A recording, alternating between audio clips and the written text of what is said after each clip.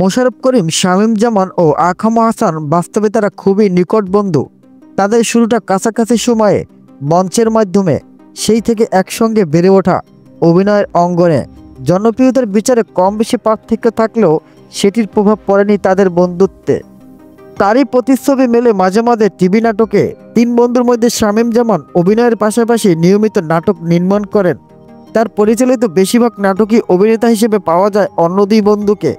সেই সূত্রে এবারও তার ব্যতিক্রম হচ্ছে না। সম্প্রতি শামীম জামান শুটিং শুরু করছেন নতুন ধারাবাহিকের নাম শাদি মোবারক। আহমেদ শাহাবুদ্দিনের রচনায় নাটকটি পরিচালনার পাশাপাশি অভিনয় করছেন শামীম জামান।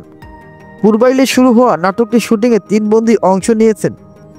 নাটকটিতে দেখা যাবে পাঁচ ভাই বোনের সংসারে শামীম জামান সবার বড়। মেজ ভাই মোশাররফ করিম আর সেদু হচ্ছেন আকরাম হাসান। বড় ভাইয়ের চেহারা একটু কালো থাকায় বিয়ে হচ্ছে না তার।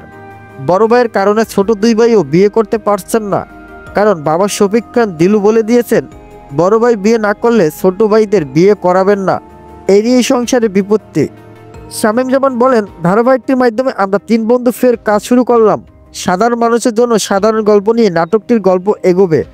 আমার বিশ্বাস দর্শকরা ধারাবাহিকটি দেখে বিনোদিত হবেন। এতে বিভিন্ন চরিত্রে আরও অভিনয় করছেন জুই সমাপ্তি, মিম চৌধুরী, লাবণ্য লিজা, রিজবিন সেতু, জয়রাজ সহ অনেকেই। শিগগিরই মাছরাঙা টিভিতে ধারাবাহিকটির প্রচার শুরু হবে। ভিডিওটা ভালো লাগলে অবশ্যই ভিডিওতে একটি লাইক করে দিন এবং চ্যানেলটি সাবস্ক্রাইব করে দিন। ধন্যবাদ।